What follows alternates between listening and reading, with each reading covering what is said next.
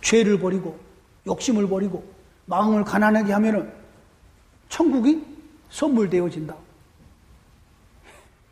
이게 전부 다 구원 역사적인 토대가 빠져버리니까 그런 설교들이 나오는 것이에요.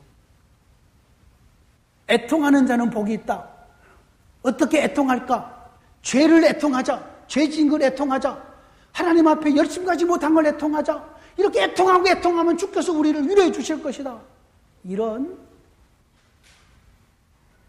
그런 설교에서 이제 우리가 졸업해야 됩니다. 제발 졸업해야 돼요. 왜요? 우리는 말씀을 맡은 하나님의 종들이잖아요. 그러면 이제 좀 더 하나님의 마음이 무엇인지, 하나님이 무엇을 원하시는지 거기에 우리가 좀 초점을 맞춰 가야 되잖아요. 좀 고민하고 밤잠을 좀 못 자더라도 구원 역사적인 토대를 깔아놓으니까 이 구원 역사적인 토대를 창세기서부터 마지막 요한계시록까지 딱 역사적인 토대를 깔아놓으니까 마태복음 5장을 딱 펼치면서 이때는 가까이 온 하나님의 나라에 우리 주님이 자신의 나라를 가지고 오셔서 그동안에 마음이 가난하면서 메시아를 기다리고 있는 남은 자들에게 울면서 이방의 통치를 받으면서 언제나 다윗의 후손이 와서 우리의 눈물을 닦아줄까, 우리를 위로해 줄까, 그렇게 기다리고 있는 그 남은 자들에게 내가 너희에게 천국을 선물한다. 이제는 울지 말아라. 내가 너희 눈물을 닦아주마 하면서 그들을 위로하고 그들을 배불리게 주고 그들을 긍휼히 여기고, 이런 우리 주님께서 그의 나라를 가지고 와서 자기 백성을 위로하는 그러한 법문이라고 그랬잖아요. 그 관점을 볼 수밖에 없도록 만드는 것이 구원 역사적인 토대예요. 구원 역사적인 토대. 이 구원 역사적인 토대를 우리의 의식 속에 반드시 깔아야 됩니다. 이것을 깔지 않으면 구약과 성경이 뒤죽박죽이 되어버려요. 구약이요, 이것도 하나님의 말씀인데 어때요? 이것도 하나님의 말씀, 만고불변한 하나님의 말씀이고, 이것도 만고불변한 하나님의 말씀인데 이거 어떻게 해요? 이거 어떡하냐고요? 그 말씀대로 저것도 지키고 그것도 지켜야 돼요.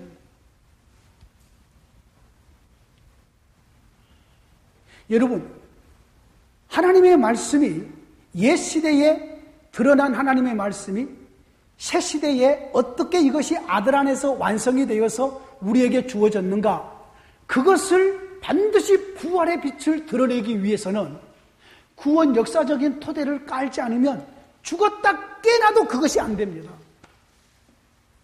안 돼요. 될 수가 없어요. 될 수가 없죠.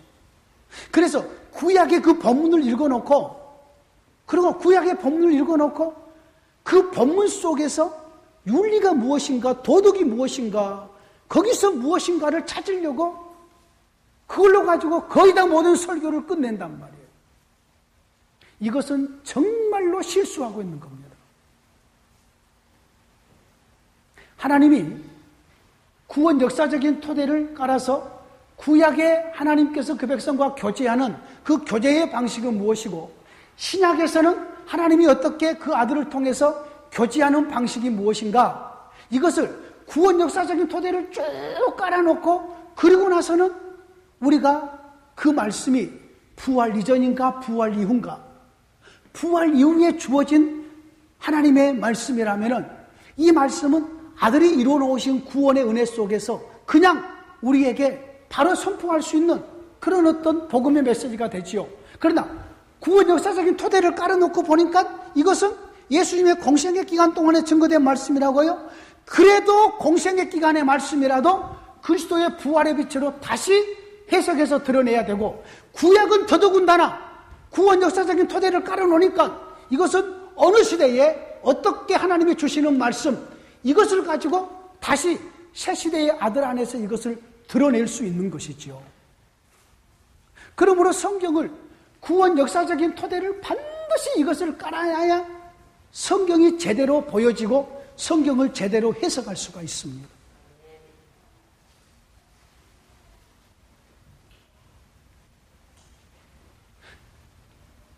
제가 이것을 구원 역사적인 토대를, 제가 이것을 왜 이렇게 만들었느냐? 이것을 깔지 않으면 이전에 내가 했던 모든 강의들 전부 다 별로 의미가 없습니다. 그리고 구원 역사적인 토대를 깔지 않으면 부활의 빛으로 재해석한다는 것도 안 됩니다. 부활의 빛으로 재해석하는 것이 어렵다고 그랬잖아요. 같이 지금 구약의 샘플 본문 4개, 신약의 샘플 본문 4개, 하루에 지금 2개씩을 8개를 했는데 오늘 아침에도 보니까 부활의 빛으로 재해석하는 것을 아무도 드러내지를 못합니다. 그 본문 속에서는 봐요. 이 본문 속 하나님이 무엇을 하시는가? 본문 속에서는 보는 이것이 예수 그리스도의 부활의 빛으로 어떻게 재해석해서 새 시대의 교회에 복음이 될 수 있는가? 이것은 아무도 못 보는 거죠, 아직까지. 그것은 좀 더 훈련이 돼야 돼요. 그 훈련이 되기 위해서는 구원 역사적인 토대를 반드시 우리의 성경의 지식의 체계 속에 이것을 깔아놔야 돼요.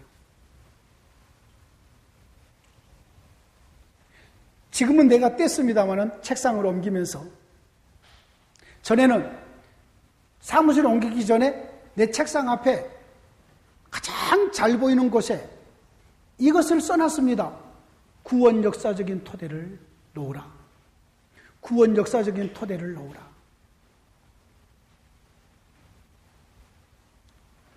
첫날도 얘기했지만은요, 우리나라에서 연대기 성경을 내가 맨 먼저 만들었습니다. 내가 연대기 성경 만들어 놓고 3년 있다가 연대기 성경 서점에 나오더라고요. 내가 성경 전부 다 잘라가지고 연대기별로 성경의 역사대로 순서대로 성경을 재편집을 했습니다. 그 성경 들고 내가 신학교 다녔습니다. 연대기 성경을 내가 처음에 만들었다니까요. 그걸 한참 사용하고 있을 때에 그러고 연대기 성경이라고 나왔더라고요. 구약을 연대기적으로 쭉 이렇게 나열해서 이것을 토대를 만들어 놓는 겁니다. 이 토대를 만들어 놔야지만이 구속사가 연결이 되고 진행이 되고, 그리고 그 시대에 하나님이 하시려고 하신 일이 무엇이었던가, 그 시대에 하나님이 누구를 통해서, 그 시대에 하나님이 그 백성을 통해서 어떤 일을 드러내려고 하셨던가가 분명하게 드러나고, 그렇게 드러났던 것이 이제 예수 그리스도 아들 안에서 어떻게 완성이 되어서 우리에게 이런 부요한 하나님의 나라의 복으로 왔는가, 이것을 분명하게 얘기해 줄 수가 있는 거지요. 우리가 이수진 장군 얘기해도 그렇잖아요. 어려서부터 칼 들고 막 싸우고 다니더니 이 녀석 장군이 됐네? 그 사람의 어려서부터 쭉 얘기를 해서 이렇게 나오잖아요. 우리나라 대통령이 당선된다거나 미국의 대통령이 당선되면은 그 사람의 어린 일대기부터 쭉 방송을 하잖아요. 이런 과정을 겪은 이 사람이 드디어 이 나라의 대통령이 됐다라고 그 사람의 역사적인 토대를 쭉 얘기하지 않습니까? 아니, 우리가 다른 모든 것은 전부 다 역사적인 토대를 전부 다 깔고 얘기를 하면서 왜 성경만은 거기에서 빼놔버리냐고요. 영구불변한 하나님의 말씀이기 때문에 그냥 구약도 끌어오고 신약도 끌어오고 그냥 성경 읽어놓고 거기에 나온 주제가 좋으니까 그냥 막 끌어옵니까? 오늘 아침에 다윗과 골리앗의 사건처럼 다윗이 나는 여호와 이름으로 나간다. 칼과 단창을 나는 의지하지 않고 여호와를 의지한다. 그 몸을 펼쳐놓고 여호와를 의지하면 승리합니다. 이렇게 끌어와 버리나요? 여호와를 승리하고 나는 여호와를 의지하고 나아가는데 다윗은 골리앗을 이겼는데 나는 여호와를 의지하고 나아갔는데 골리앗 칼에 맞아 죽어버렸어. 우리의 일상생활에 그런 일 없나요? 솔직히 여호와를 의지합니다. 여호와를 의지하고 사업합니다. 다윗이 여호와를 의지하고 나간 것처럼 나는 이 사업에 여호와를 의지하고 나가겠습니다. 운동할 때에 나는 힘이 없지만은 여호와를 의지하고 나가겠습니다. 나아가서 이번에 정말로 열심히 싸워가지고 하나님의 이름을 한번 드러내보겠습니다. 딱 하고 했는데 져버린 경우 있어 없어요? 여호와 의지하고 나갔는데 왜 지냐고. 그 본문이 그럴 본문이냔 말이에요. 역사적인 배경을 깔지 않으면 전부 구약의 본문을 설교하기 좋을 대로 그런 방식으로 설교하고 끝내버립니다. 이게 곧 성도들을 죽이는 길이에요. 그런 속에 가둬버리는 것이에요. 여러분, 복음을 선포해 주지 않으면 교회는 자라지 않습니다. 복음을 선포해 주지 않으면 교회는 자유가 되지 않습니다. 복음을 선포해 주지 않으면 교회는 모세의 율법 아래 전부 다 가두어집니다. 원하든지 원치 않든지 간에, 교회 사이즈가 커지든지 적든지 간에, 작든지 간에 그것은 문제되지 않습니다. 바른 복음이 선포되지 않으면 교회는 가두어집니다. 모세의 율법 아래 놓이게 되고요, 인간의 윤리와 도덕이라는 그 속에 가두어집니다. 어떻습니까? 우리나라의 모든 목회자들이나 성도들이 어떤 사람을 바라볼 때에 어떤 시각으로 바라보나요? 윤리적인 시각으로 바라봅니다. 저 사람이 어떤 일을 행했던가? 저 사람이 어떤 죄를 졌던가? 저 사람이 어떤 착한 일을 했던가? 교회 안에서도 그러지 않나요? 윤리적인 관점으로, 윤리적인 도덕과 윤리적인 안경을 쓰고 사람을 바라보는 것이 우리나라의 사람을 바라보는 시각 아닌가요? 교회 안에서조차. 여러분, 교회에서는 윤리적인 시각과 잣대로 성도를 바라보는 게 아니에요. 교회는 그리스도의 생명의 빛으로 바라보는 거예요. 그리스도의 생명의 빛으로 바라본다는 말은 그가 어떤 잘못을 했을지라도 그가 하나님 앞에 회개하고 믿음으로 주 앞에 엎드릴 때에 그리스도의 생명의 빛으로 그를 우리는 용납하고 포옹하고 받는 것이지요. 회개하지 않는 것은 그리스도의 생명을 거절하는 자로 여기면서 하나님의 교회가 그를 고치기 위해서 책벌하는 거지요. 윤리 도덕으로 사람을 바라보는 게 아니에요. 여러분, 세상은, 이 세상의 모든 사람이 사람을 바라보는 관점은 윤리 도덕적인 관점이에요. 그러나 교회 안에서만도 그렇게 바라보지만 목회자의 시각, 교회 안에서의 시각은 하나님의 나라의 관점으로 그리스도의 생명의 빛으로 성도들을 바라봐야지 윤리 도덕의 기준으로 가지고 성도를 바라보면 안 됩니다. 자, 제발 우리의 지식의 체계 속에, 믿음의 지식의 체계 속에 우리가 알고 있는 성경을 이해하는 그 이해의 체계 속에 구원 역사적인 토대를 까셔야 됩니다. 하나님의 역사는 아담과 하와가 타락한 이후에 하나님의 역사는 그 백성들이 죄를 지음에도 불구하고 죄가 왕성하게 자람에도 불구하고 하나님은 죄를 싸우시면서 죄를 억제시키시면서 그의 나라를 구원의 완성에게로 이끌어가는 역사예요. 그분이 하나님이십니까? 그분이 하나님이 아니시라면 그 일을 행하다가 도중에 멈추실 것이에요. 아니, 내가 하나님이라면 범죄한 아담과 하와 처음부터 그냥 싹부터 달라버리죠. 범죄한 아담과 하와 그냥 죽여버리고 흙 많이 있으니까 새로 아담과 하와, 둘째 아담과 하와 만들면 안 되나요?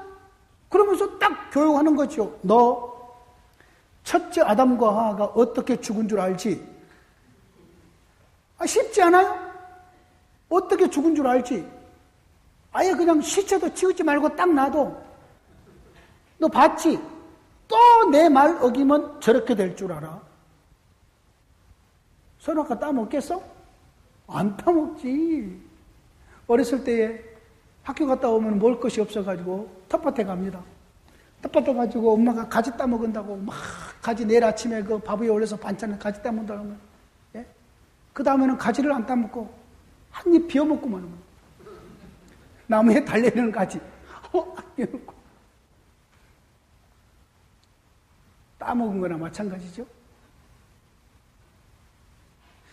그러나 하나님은 아담과 하와를 그렇게 처리하지 않으시고 범죄했음에도 불구하고 자기 백성이기 때문에 품으셔요. 품는데 어떻게 품느냐?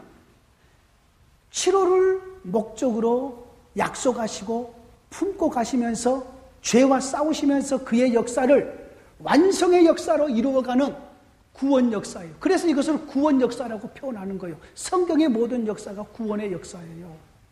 하나님은 실패하지 않으셔요. 반드시 하나님께서는 처음에 목표하신 하나님의 나라를 그분이 원하신 뜻대로 완성해 가신다니까요. 이 구원의 역사 때문에 저와 여러분들이 진멸되지 않냐고 이 마지막 때에 이렇게 하나님의 복음의 사역자들로 살고 있음이라고요. 그래서 제발 우리 동역자들에게 권합니다. 여러분의 지식의 체계 속에 하나님의 구원 역사의 토대를 놓으십시오. 저는 우리 교수님의 말까지 여러분들에게 아까 잠깐 전했습니다. 구원 역사적인 토대를 깔지 않고 준비한 설교는 우리 교수님 얘기입니다. 내 얘기가 아닙니다. 설교도 아니다. 그분의 얘기를 내가 내 얘기 아닙니다. 여러분 다 녹음되니까요. 여러분 다음에 다 밝혀질 거예요. 신목사가 구원의 설교도 토대도 깔지 않고 하는 설교는 설교도 아니다 그러더라. 그러면 지만 절그만 지금 지 설교만 설교인가 막 이러지 마시기 원합니다. 나는 우리 교수님 얘기를 전했을 뿐이에요.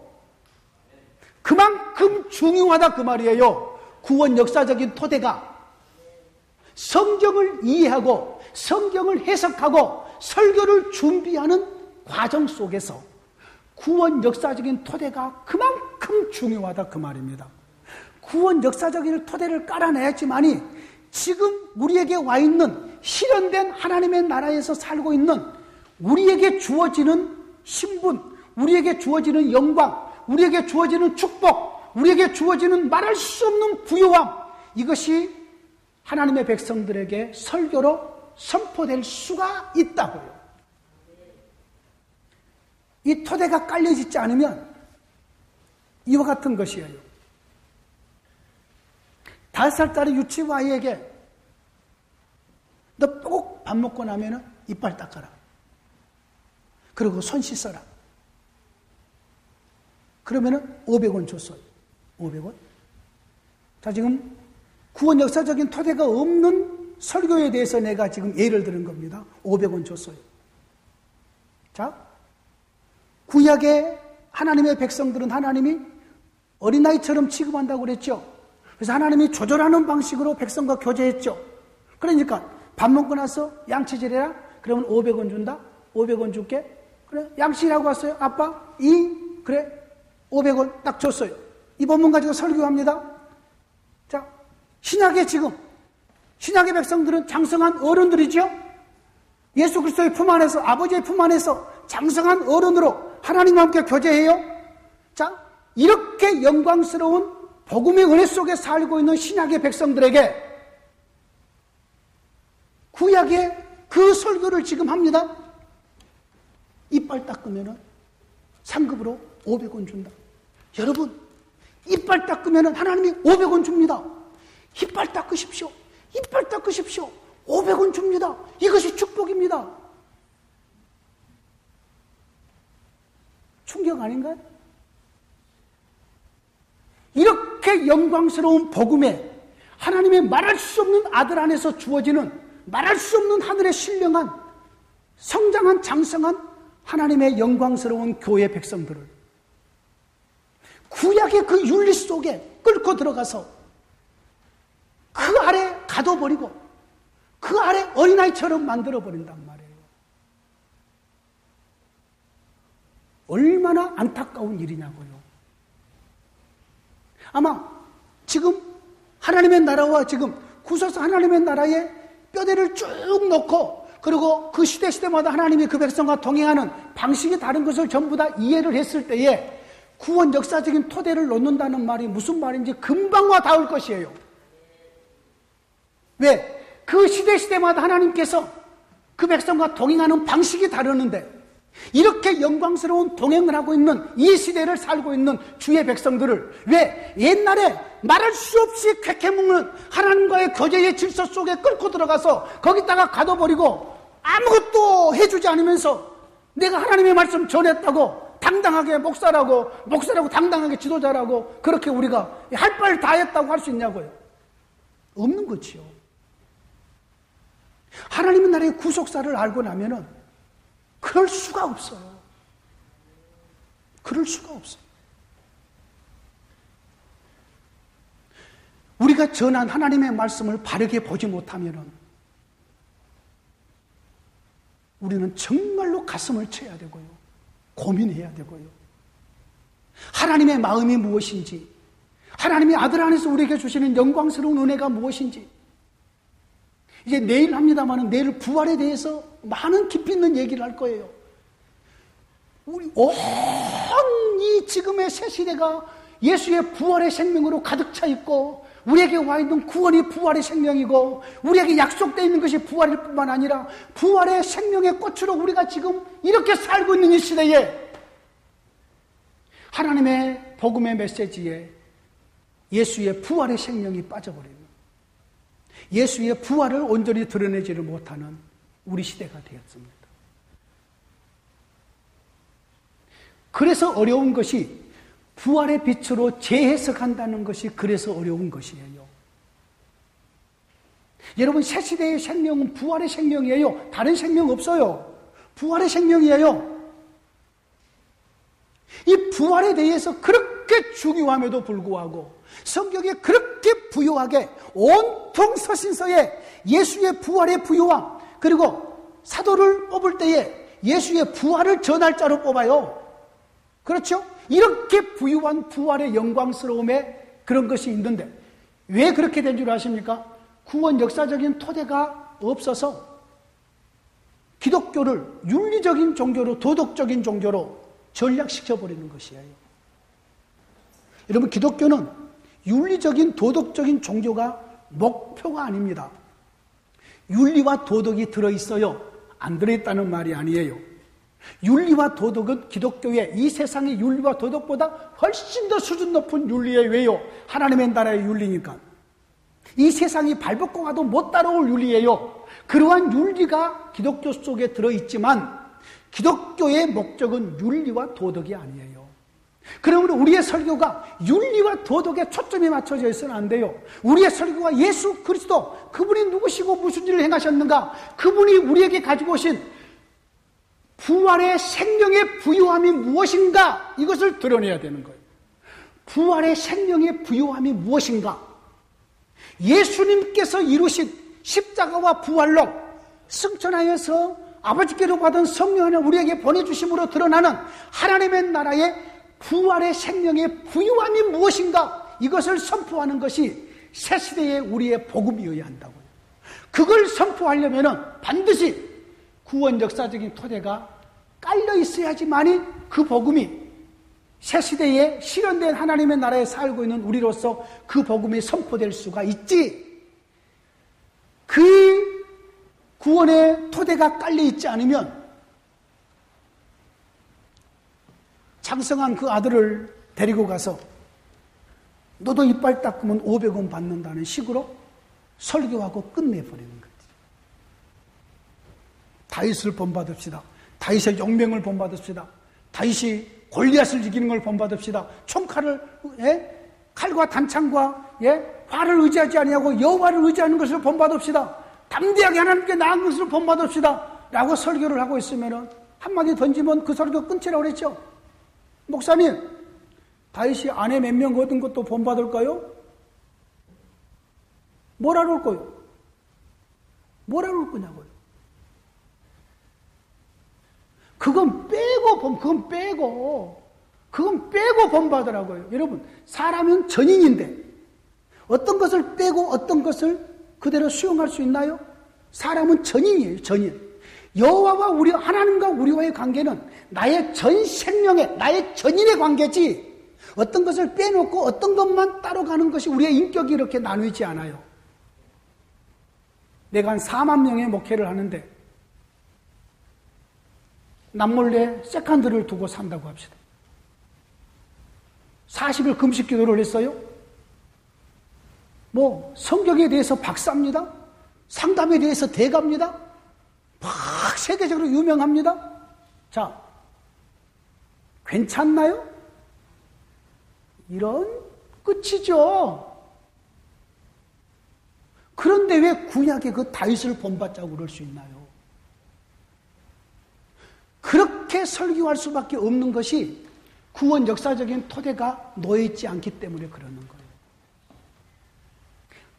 구속사를 모르는 거예요. 여러분, 아무 법문 해놓고 예수 얘기한다고 구속사인 줄 아십니까?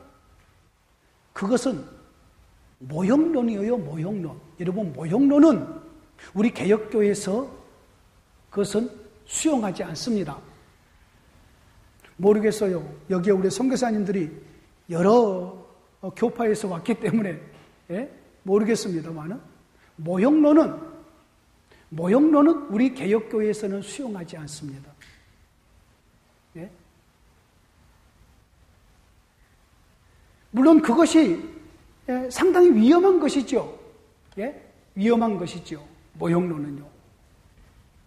모형론은 예를 들면 이런 것이 모형론이에요.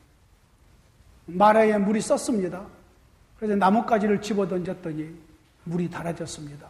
이 나뭇가지는 예수 그리스도입니다. 이게 모형론이에요. 얼마나 설교하기 쉽겠습니까? 예? 우리의 쓴 인생길, 예수님을 만나면 달아집니다. 마실 수 없는 우리의 인생의 삶, 예수님을 만나면 마실 수 있는 단물로 변합니다. 성도를 교훈하기 얼마나 좋습니까?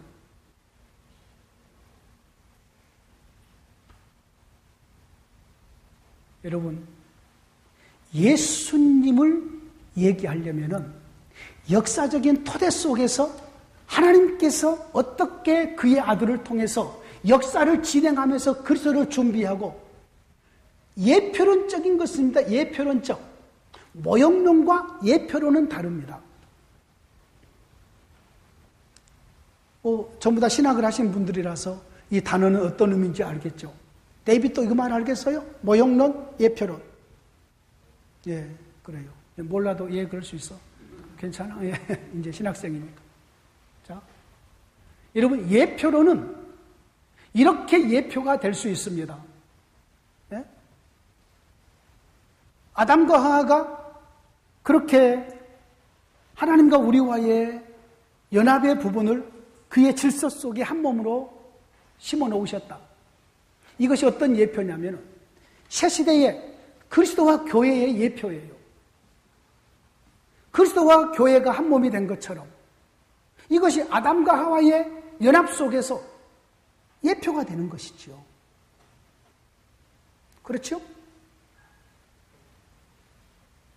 여호수아가 이스라엘 백성들을 이끌고 가나안 땅으로 들어갔습니다. 예표입니다. 우리 주님이 자기 백성들을 이끌고 영광스러운 하늘 성소로 들어가지요. 하나님의 품으로 들어가지요. 예표입니다. 예표. 자, 그러므로 구원 역사적인 토대를 이렇게 놓지 않으면 여러분 히브리서 11장에 보면 모세를 가리켜서 그리스도의 종이라고 표현합니다. 그리스도를 위해서 그는 예수 그리스도를 위해서 모든 궁궐의 영광스러움을 다 버리고 고난의 길을 택했다고 나옵니다. 그가 어떻게 그리스도의 종인가요? 구약의 이스라엘이 조직이 되는 그 조직이 그 이스라엘을 통해서 그 이스라엘이 엄마와 같은 모태가 되어서 그 이스라엘을 통해서 예수님이 이 땅에 태어나시잖아요. 그 이스라엘을 조직하는데 섬김으로 그가 그리스도의 종이 되는 것이에요. 이해가 되신가요? 다윗도 그런 의미에서 그리스도의 종이에요. 그리스도의 왕권을 드러내주는 예표론도 되지만은 그가 이스라엘 나라 되도록 섬겨요. 그 이스라엘 나라가 예수 그리스도를 이 땅에 보내주는 어머니의 역할을 하기 때문이죠. 그래서 다윗도 그리스도를 섬기는 종으로 봉사해요. 여러분 이런 말은 적어 놓으십시오. 여러분 성경은 개인주의가 없습니다. 이거 적어 놓으십시오. 성경 속에는 개인주의가 없다. 성경 속에는 개인주의가 없습니다. 그리고 성경에는 개인 구원도 강하게 얘기하지 않습니다.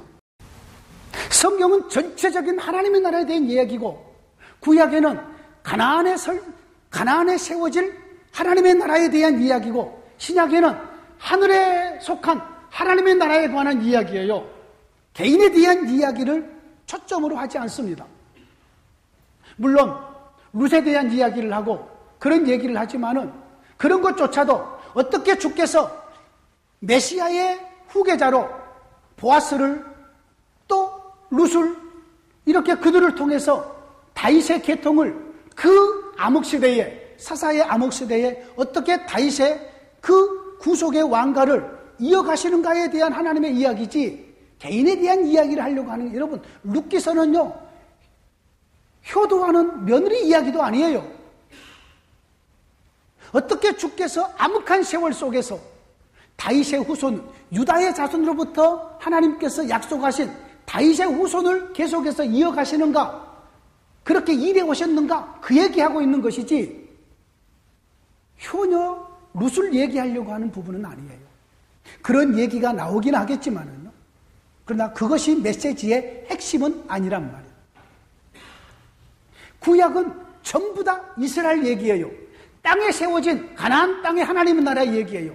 구약에는 가나안 땅의 하나님의 나라가, 가나안 땅에서 다윗과 솔로몬이 세운 이스라엘 나라가 구약의 목표라고 그랬습니다. 이거 꼭 기억하십시오. 이것이 구약의 목표예요. 그래서 전부 가나안 땅의 이스라엘을 어떻게 봉사했는가? 모세는 어떻게 봉사를 하고, 여호수아는 어떻게 봉사를 하고, 아론은 어떻게 봉사를 하고, 어떻게 그 이스라엘을 하나님의 나라가 되도록 하나님의 뜻대로 봉사를 했는가? 그 봉사에 실패한 사람이 사울 왕이에요. 사울 왕은 처음부터 하나님께서 세우고 싶은 왕이 아니었잖아요. 처음부터 백성들이 원해서 하나님께서 그냥 허락해 준 거예요. 허락. 애가 하도 때를 쓰면 하나님이 허락해 주잖아요. 어렸을 때 조카랑 같이 살았는데 그 조카가 뜨거운 여름날 어떻게 장롱문을 열다가 겨울 파카를 발견했어요. 예쁜 색깔의 파카를 발견했어요. 이걸 입혀달라는 거예요. 우리 어머니가 안 된다, 너무 덥다. 이 덥다는 얘기가 뭘 알아요? 입혀달라고 때를 쓰는 거예요. 그래서 우리 어머니가 딱 입혀줬어요. 다 입혀주고 자켓 다 채워주고 모자까지 씌워주고 꽉 묶어주고, 한 3분이나 5분쯤 있으니까 땀을 펄펄 흘리면서 얘가 입혀달라고 그랬으니까 방만 벗지도 못하고 5분 있다가 다 벗어 제끼면서 그러는 거예요. 그와 같은 상황이에요. 이방의 왕들을 보면서 이스라엘 백성들이 우리도 하나님 저런 왕을 주시옵소서, 인간적인 기준, 인간적인 방법으로, 세상적인 기준으로 왕을 택한 것이죠. 하나님이 줘요. 키 크고 싸움 잘하고 잘생긴 왕을 줘요. 이방의 왕처럼. 그러고 나서는 왕의 법을 주죠. 그 왕의 법이 얼마나 엄한 법인지 몰라요. 자, 이스라엘을 섬기다가 실패한 사람이 바로 구약의 사울이에요. 이스라엘, 그들의 모든 섬김은 하나님이 그들에게 직분을 주시든 은사를 주시든 성령을 주시든 하나님의 신을 주시든 그 모든 것을 가지고 그들은 무엇을 섬기느냐? 이스라엘을 이스라엘에게 섬기는 거예요. 이것이 그 시대의 하나님의 나라 충성이고 봉사입니다. 새 시대는 예수님의 십자가와 부활의 목적이 뭐라고요? 교회 짓는 거예요. 이거 여러분 절대 잊어버리지 마십시오. 예수님이 십자가 지시고 부활하신 목적은 교회 짓기 위해서예요. 주님이 지은 이 교회가 새 시대의 하나님의 새 백성들이고, 이 교회가 새 시대의 하나님의 나라예요. 모든 영역을 포함하고 있지만 하나님의 나라는 왕과 백성과 영역이거든. 그 백성이 교회잖아요. 신약의 모든 하나님의 일꾼들의 사역은 교회를 교회되게 하는 사역이에요. 개인을 위한 사역이 없어요. 전부 다 교회의 봉사자들이고 교회를 교회되게 섬기는 그러한 일꾼들. 우리 모두 다 마찬가지예요. 그렇다면 성경 속에 개인주의가 없습니다. 하나님이 어떤 사람에게 물질을 주시든지 어떤 사람에게 무엇을 주든지 너 혼자 이거 잘 먹고 잘 살아라가 없다 그 말이에요.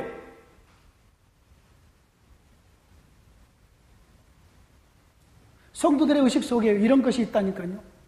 내가 지금 충성하지 못한 것은 돈이 없기 때문이라, 환경이 안 되기 때문이라. 내가 지금 찬양대를 못한 것은 애기 때문이라. 애기 안고 거기서 찬양해요. 애기 좀 울면은 안 되나요?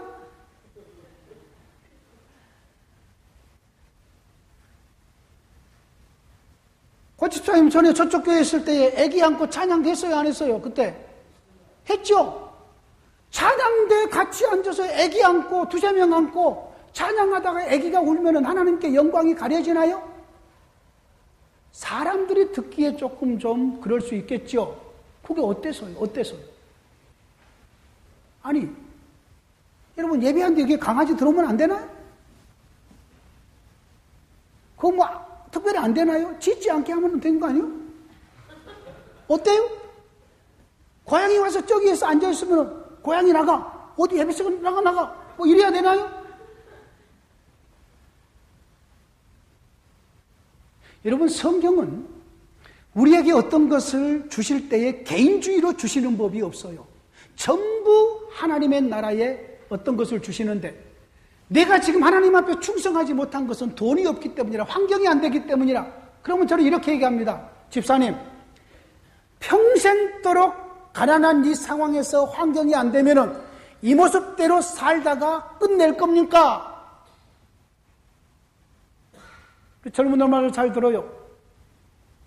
가난하면 가난한 대로, 시간이 없으면 시간이 없는 대로, 애기들 있으면 애기 있는 대로 그 상황 속에서 하나님의 교회를 교회되도록 섬기는 것이 충성이에요. 핑계대서는 안 돼요.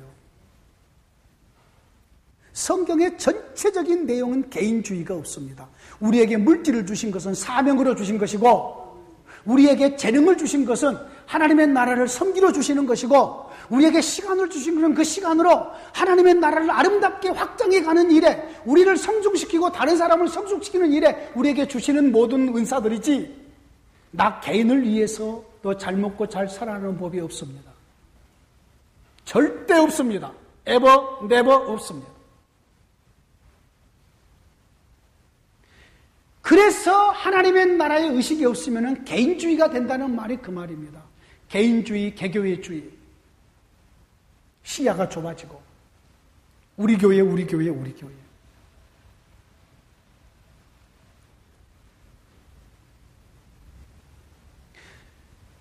도역자들에게 진심으로 구원합니다. 제발 구원 역사적인 토대를 확실하게 깔아놓으시고 이 역사적인 토대 위에서 모든 성경을 보시고 그 본문이 하나님의 구원 역사적인 전 토대에서 어느 쯤인가를 먼저 확인하십시오.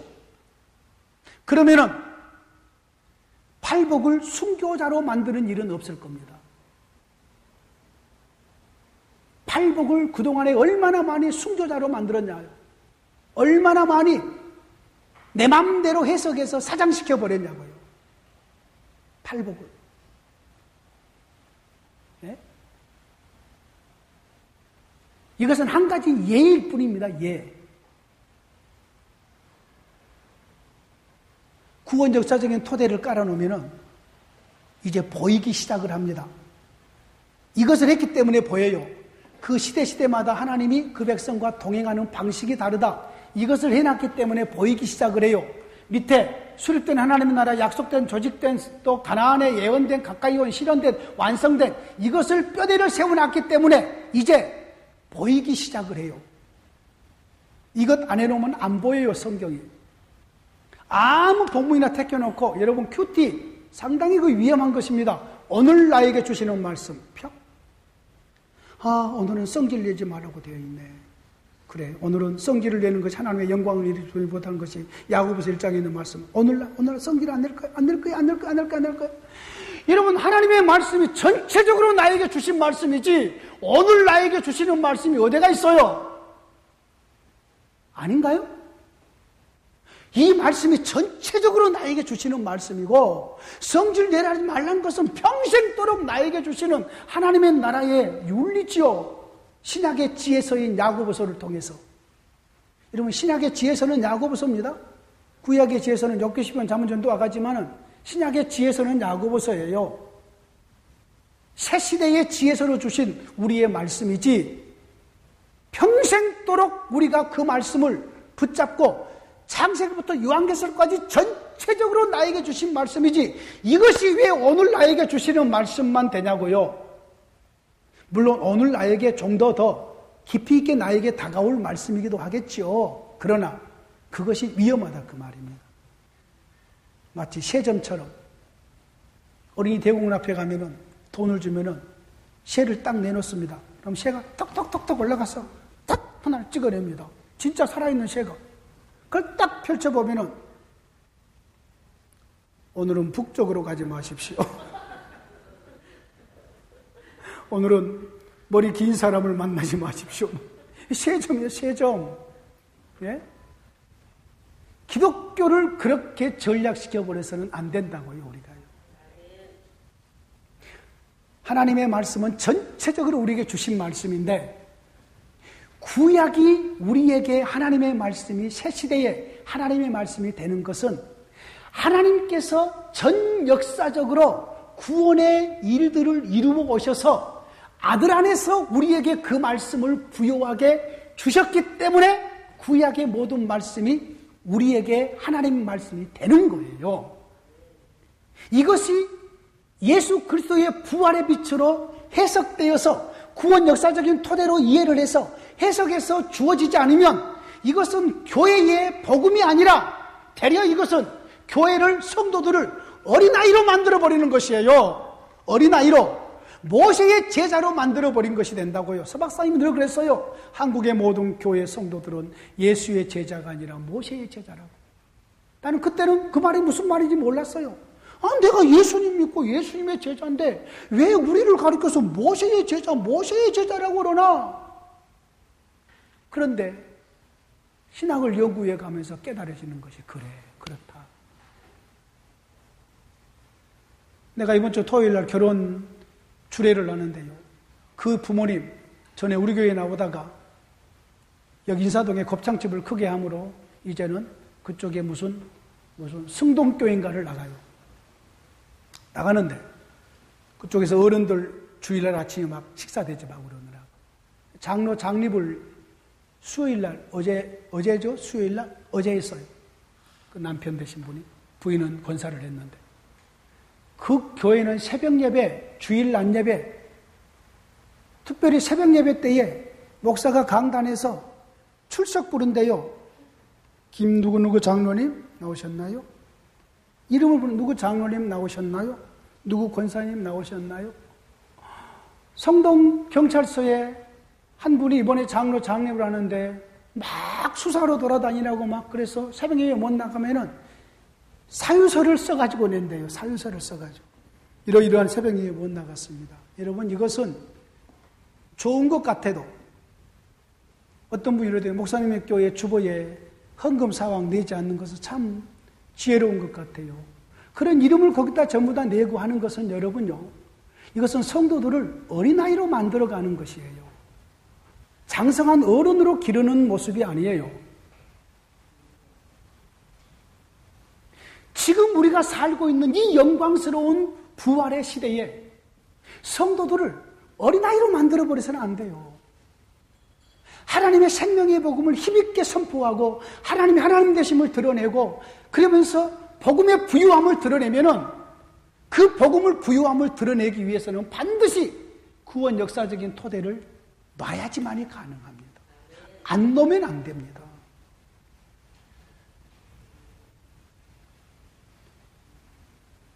제가 당부합니다. 오늘까지 4일을 했는데요. 첫날부터 들으신 모든 우리 동역자님들 꼭 기억하십시오. 지금까지 모든 것을 들으신 것을 수긍한다면 구원 역사적인 토대를 꼭 놓으십시오. 이것을 빼버리는 순간 우리는 내 마음대로 우리 교회가 어떤 상황이 딱 벌어졌을 때에 이 상황과 비슷한 성경의 본문을 찾기 시작을 할 것입니다. 그리고 그 본문을 찾아가지고 역사적인 토대 전부 다 빼버리고 부활의 빛 다 빼버리고 그 본문 속에서 여러분이 교훈하고 싶은 것을 마음대로 성도들에게 교훈해버릴 수 있을 것입니다. 예수 그리스도의 부활의 빛은 상관도 하지 않고 그냥 그 본문에서 나와 있는 윤리, 본문에 나와 있는 도덕, 본문에 나와 있는 어떤 주제, 이걸로 가지고 마음대로 설교하고 끝내버릴 수 있을 것입니다. 속은 시원할지 모르겠죠. 내 할 얘기 다 했으니까. 내가 성도들을 가르칠 것 다 가르쳤다고 생각할지 모르겠죠. 그러나 이것은 믿음을 키우는 것이 아니라 성도들을 데려 짓누르는 것이 될 것입니다. 그렇게 성도들은 자라지 않습니다. 새 시대의 성도들이 자라는 길은 딱 하나입니다. 예수 그리스도의 부활의 영광스러운 빛을 선포하면은 성도들이 자랍니다. 다른 길이 없습니다. 말씀 속에서 그리스도를 만나는 거죠. 저 구속사 설교가 그거라고 그랬죠. 모든 설교, 모든 본문을 예수 그리스도의 부활의 빛에 가두는 것이 구속사 설교라고 그랬습니다. 우리는 성경을 읽어놓고 교훈을 하려고 애를 씁니다.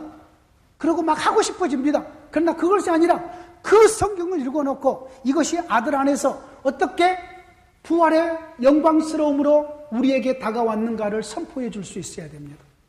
그것이 안 되는 순간 우리는 우리 스스로에게 스스로 속습니다. 예수님이 주인공이 되지 않으면 전부 다 말씀을 전하는 자가 주인공이 되기 십상입니다. 왜요? 말씀을 전하는 나처럼 여러분 사셔야 됩니다가 중요하지 않겠습니까? 나도 그렇게 행하고 있습니다가 결국은 그것을 드러나지 않아요? 이것이 결국은 그렇게 드러납니다. 왜 기도하지 않으십니까? 이것은 뭐예요? 나는 기도를 하고 있는데 여러분 왜 안 하냐는 거지요. 결국은 그 모델이, 기준이 나를 관점으로 놓고 해버리기 쉽습니다. 왜 싸우십니까? 라고 얘기할 때는 나는 싸우지 않는데 왜 당신들은 싸웁니까? 라는 모든 것들이 내가 초점에 맞춰버리기 쉽습니다. 그리스도가 주인공이 되기가 쉽지 않습니다. 그리스도가. 그러므로 반드시 구원합니다. 구원 역사적인 토대를 깔으십시오. 오늘 돌아가셔서 여러분의 서재 책상 앞에다가 이것을 적어 놓으십시오. 구원 역사적인 토대를 놓자. 그리고 이것이 어느 시대의 이야기인가? 구약도 어느 시대의 이야기인가? 신약도 이것이 예수님의 공생애의 사건인가? 아니면은 이것이 부활 이후의 사건인가? 공생애의 사건이면은 이것이 어떻게 예수 안에서 완성되어서 새 시대의 영광스러운 부활의 빛으로 이것을 드러낼 수 있는가? 그 은혜가 왔는가? 이것을 반드시 비교를 해서 이것을 부활의 빛으로 새롭게 조명을 해서 선포해 줘야 됩니다. 그러지 않으면 당장은 쉽지 않을 겁니다. 당장은. 왜냐하면 이런 방식으로 그동안에 그런 성경을 봐온다거나 이런 방식으로 해오지 않으셨기 때문에 금방은 쉽지 않을 것입니다. 그러나 애쓰다 보면은 그것이 차근차근 이루어질 것입니다. 애를 쓰다 보면은. 하다 보면 되는 거죠. 뭐 아직 그 별거 있나요? 예?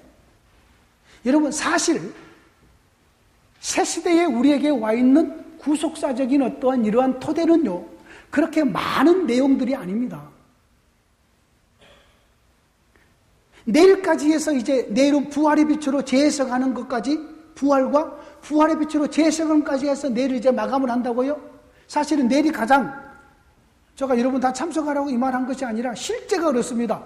부활의 빛으로 재해석하는 것이 내일 가장 중요합니다. 사실 부활도 가장 중요하고요. 왜요? 지금 이것은 전체적인 토대고 이 시대의 부활 이후에 와 있는 하나님의 나라의 영광스러운 생명이 무엇임이 분명하게 우리가 알아야 되기 때문이에요.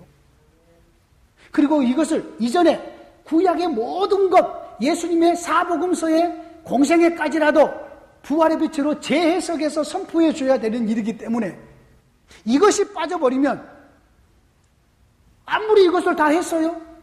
이게 무슨 소용이에요? 그래, 성경이 이렇게 조직이 됐어요. 이때 하나님의 말씀 나누었어요. 이대로 해버리고 아무것도 안 돼버리는 거지요. 그래서 일부러 아침에 샘플 강의로 성경 바르게 보기 샘플로 구약의 본문 하나, 신약의 본문 하나를 아침에 2개를 꼭 하고 넘어가는 겁니다. 어느 시대에 하나님께서 자기 백성을 어떻게 이렇게 관계하시고 말씀하시고 드러내시는가. 그 일이 아들 안에서 어떻게 성취되어서 새 시대의 교회에 부요한 하나님의 나라의 생명의 복음으로 우리에게 다가왔는가. 이것을 선포 계속해 줬습니다. 8가지 본문이 있습니다. 내일 또 본문 2개를 할 것입니다. 구약이 하나, 신약이 하나. 그것이 안 되면은 다 속습니다. 다 속습니다. 전부 속습니다. 네.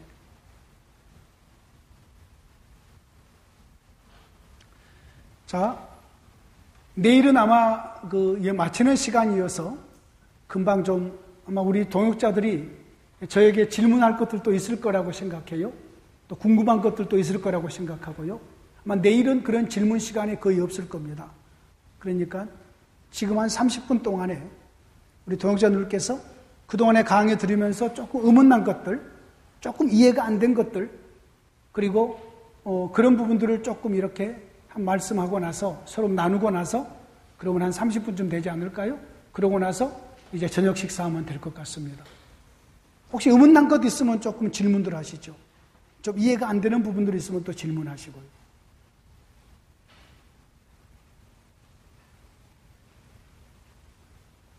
네? 질문할 거 없습니까?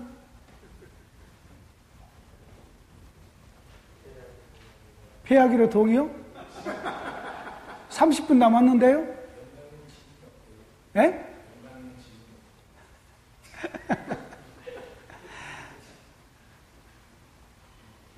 여러분, 이 구속사적인 이렇게 이 부분이 그렇게 막 어려운 부분이 아닙니다.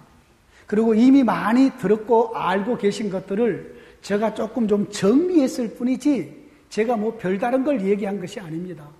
그런데 이제 우리 교회에 한 1년 동안 있던 우리 이미택 선교사가 이제 오늘 아침에 문자가 왔어요. 그 친구는 내가 권해주는 책을 다 읽으더라고요. 읽고 나서 또 전화로 물어봐요. 1년 동안 우리 교회에 있었는데 그 친구는 확실하게 눈이 바뀌었습니다. 완전히 바뀌었습니다. 바뀌었고 저 가래도 또 책 5권을 소개해달라고 아침에 문자가 왔어요. 이번에는 제가 좀 두꺼운 책을 좀 소개했습니다. 헤르만 리들보스 거나 지 레드 것이나 이런 좀 두꺼운 책들을 좀 사이즈 있는 책들 이렇게 두껍습니다. 다들. 예? 하나님의 나라, 예수와 하나님의 나라 뭐 등등 조금 좀 두꺼운 책들을 한 5권을 제가 소개를 했어요. 우리 우간다에서 오신 우리 교수님도 어제 그랬나요? 그저께 그랬나요? 목사님 저에게 책 좀 소개를 해주십시오. 이와 관련된 책 좀 소개해 주십시오. 그랬는데 제가 내일 조금 소개를 해드리도록 하겠습니다. 이러이러한 책을 보면 도움이 된다는 이런 책은 제가 내일 좀 소개를 하도록 하겠습니다. 예. 여러분 폐하기로 동의하십니까?